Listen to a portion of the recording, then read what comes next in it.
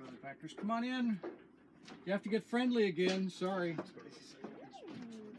We're going to do this a lot. That's all right. You know, yeah, and for those of you who are clever enough, there's places to sit down over there, but not in my chair. Because I don't get to sit down today, so I'm taking advantage of this.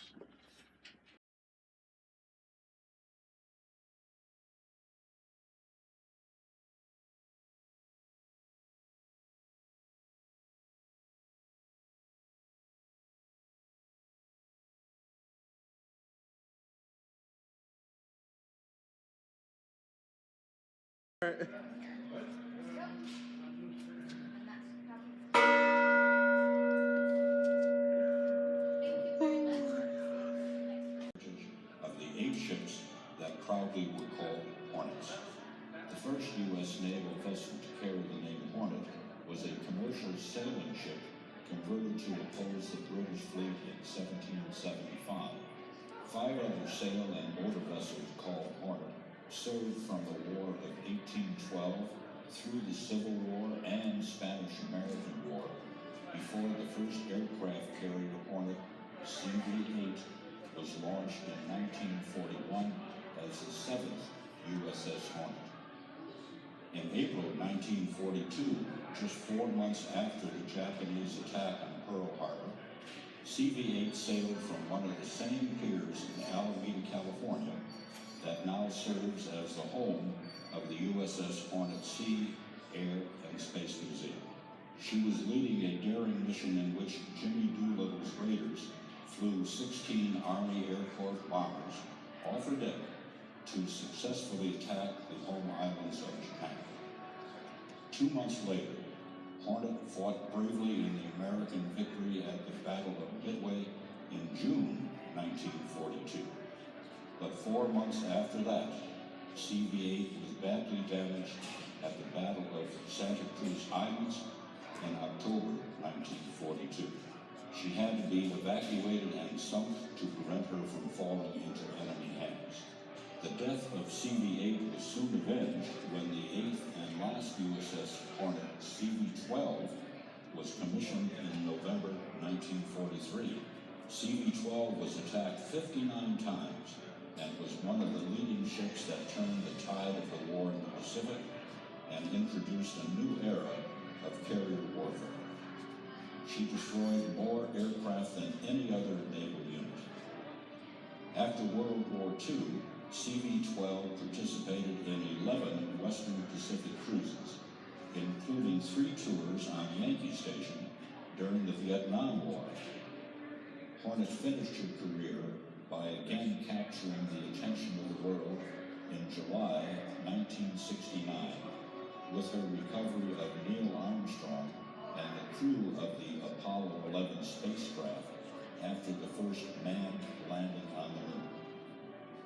Her last mission was the recovery of Apollo 12 in November 1969 before her final decommissioning in June 1970.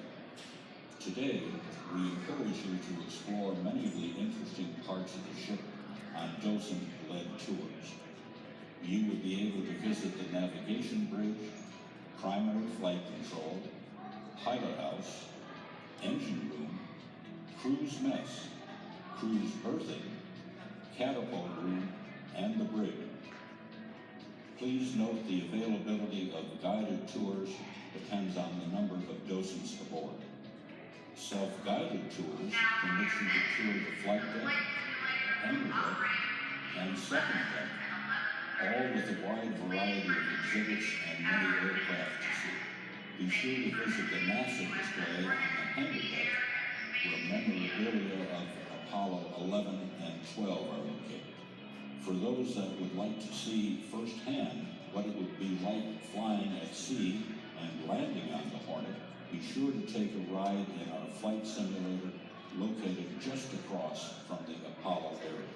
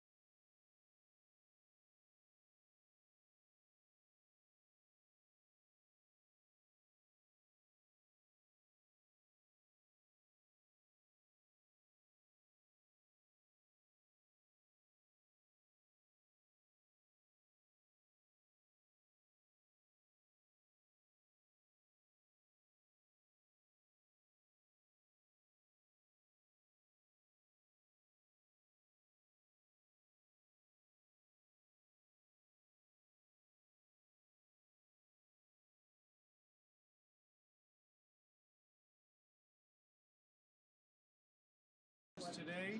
Welcome. So glad to have you.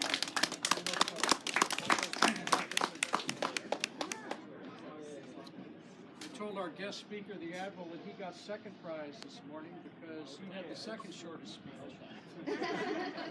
Our executive director had the best and the shortest, and we measure that frequently.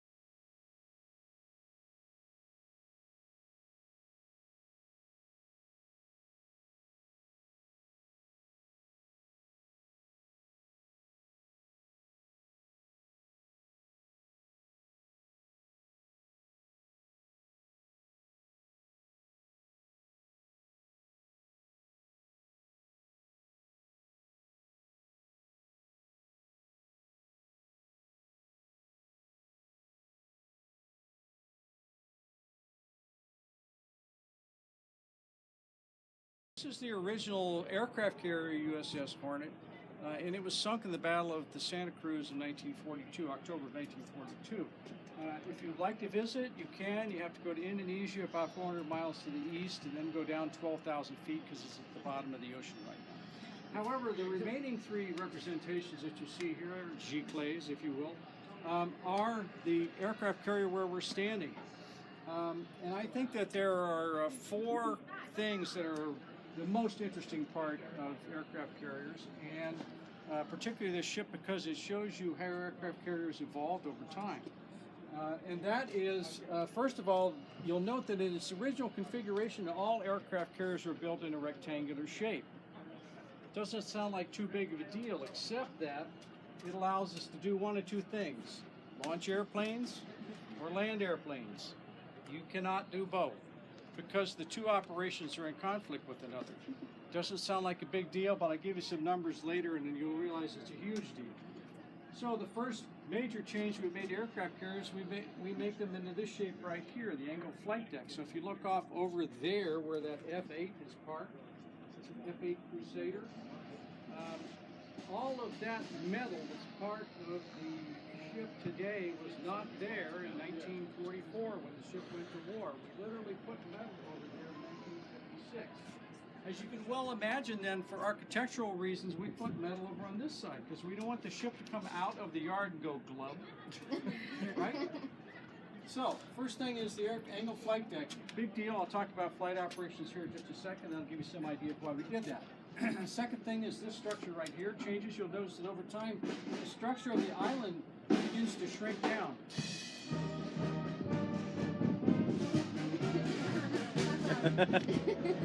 And I see What you could do is play the Navy anthem. Thank you.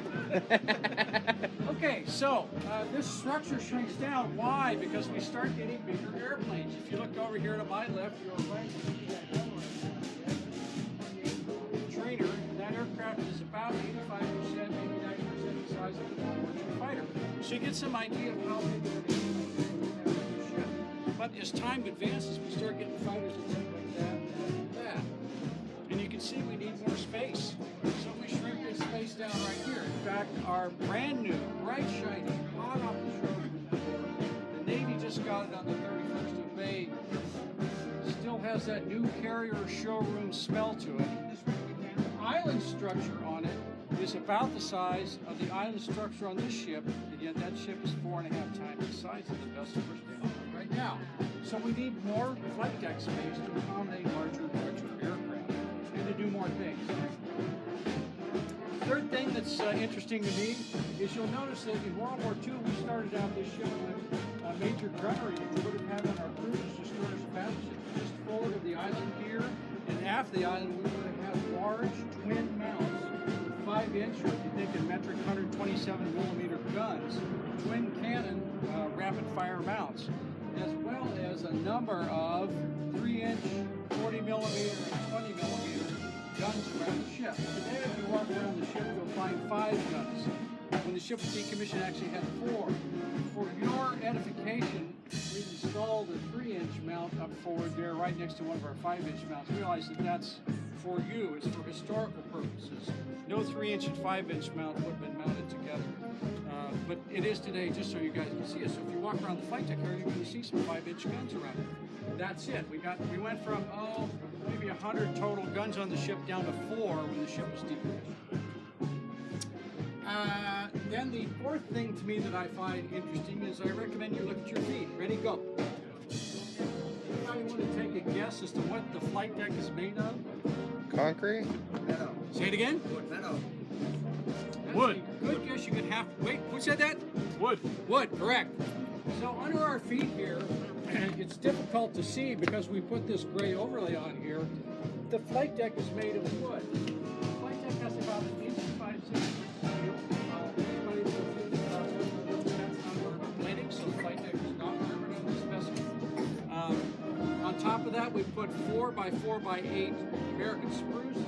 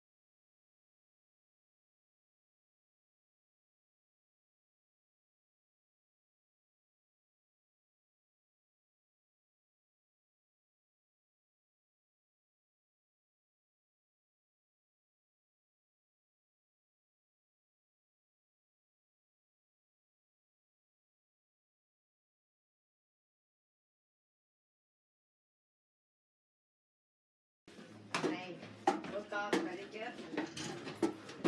Like, Very interesting.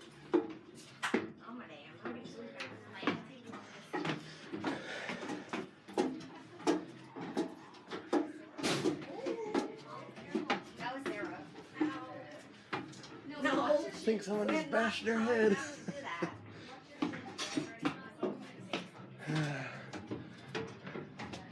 Signal shelter.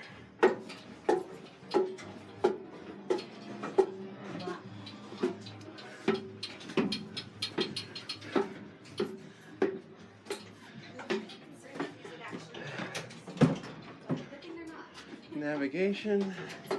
Go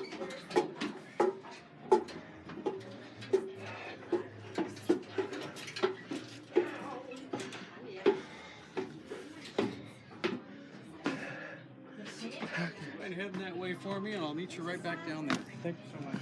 Yep.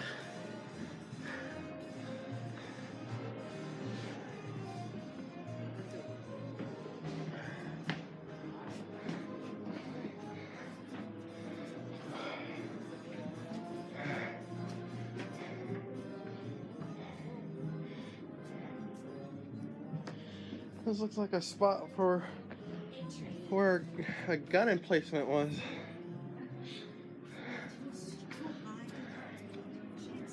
And there's the Cape Henry right next to it. And then a signal. Oh, you mean right here? I don't trust anything that is this. My sister. Sister.